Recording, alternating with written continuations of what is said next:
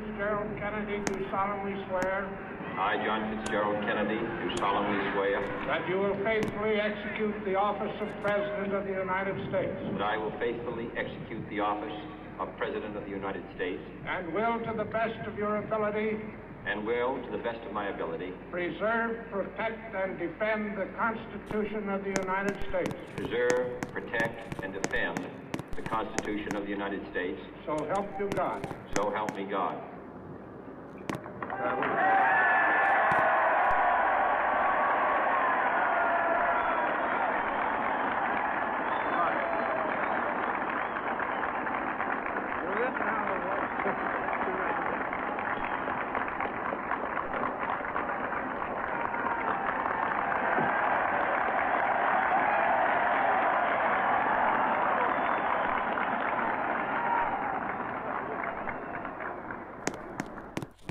Vice President Johnson, Mr. Speaker, Mr. Chief Justice, President Eisenhower, Vice President Nixon, President Truman, Reverend clergy, fellow citizens.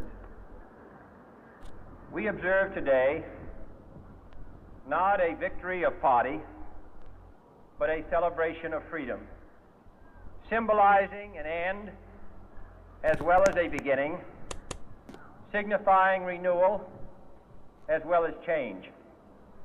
For I have sworn before you and Almighty God the same solemn oath our forebears prescribed nearly a century and 3/4 ago.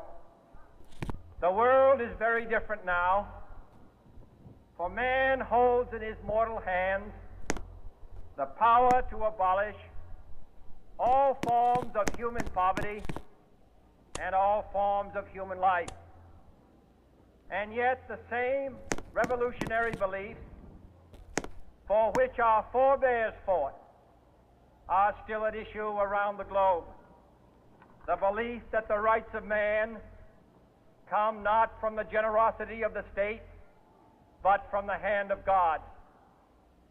We dare not forget today that we are the heirs of that first revolution. Let the word go forth from this time and place to friend and foe alike that the torch has been passed to a new generation of Americans born in this century, tempered by war, disciplined by a hard and bitter peace, proud of our ancient heritage, and unwilling to witness or permit the slow undoing of those human rights to which this nation has always been committed and to which we are committed today at home and around the world.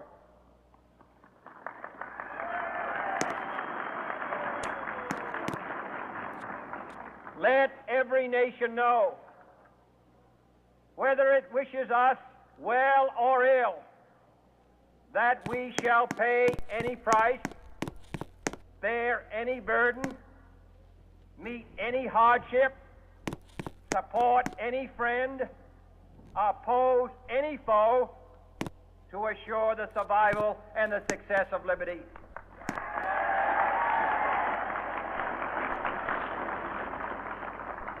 This much we pledge and more. To those old allies whose cultural and spiritual origins we share, we pledge the loyalty of faithful friends. United, there is little we cannot do in a host of cooperative ventures. Divided, there is little we can do, for we dare not meet a powerful challenge at odds and split asunder. To those new states whom we welcome to the ranks of the free, we pledge our word that one form of colonial control shall not have passed away merely to be replaced by a far more iron tyranny. We shall not always expect to find them supporting our view, but we shall always hope to find them strongly supporting their own freedom, and to remember that in the past, those who foolishly sought power by riding the back of the tiger ended up inside.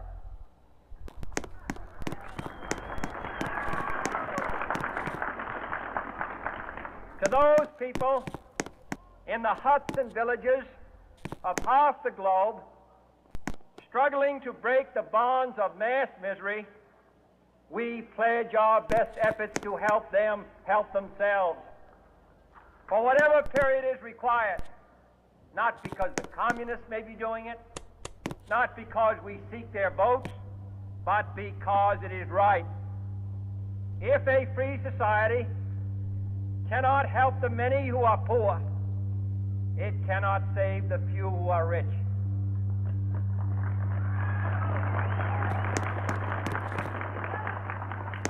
To our sister republics south of our border, we offer a special pledge to convert our good words into good deeds, in a new alliance for progress, to assist free men and free governments in casting off the chains of poverty.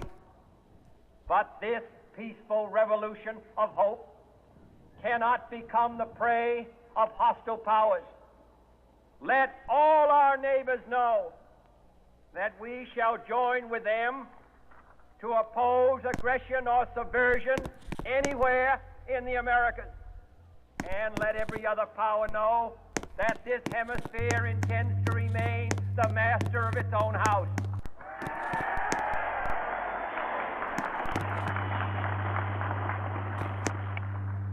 To that World Assembly of Sovereign States, the United Nations, our last best hope, in an age where the instruments of war have far outpaced the instruments of peace, we renew our pledge of support to prevent it from becoming merely a forum for invective, to strengthen its shield of the new and the weak, and to enlarge the area in which its writ may run.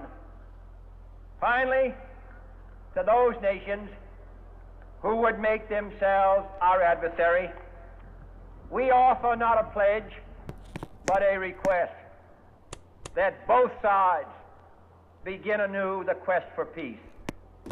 Before the dark powers of destruction, unleashed by science, engulf all humanity in planned or accidental self-destruction, we dare not tempt them with weakness, for only when our arms are sufficient beyond doubt can we be certain beyond doubt that they will never be employed.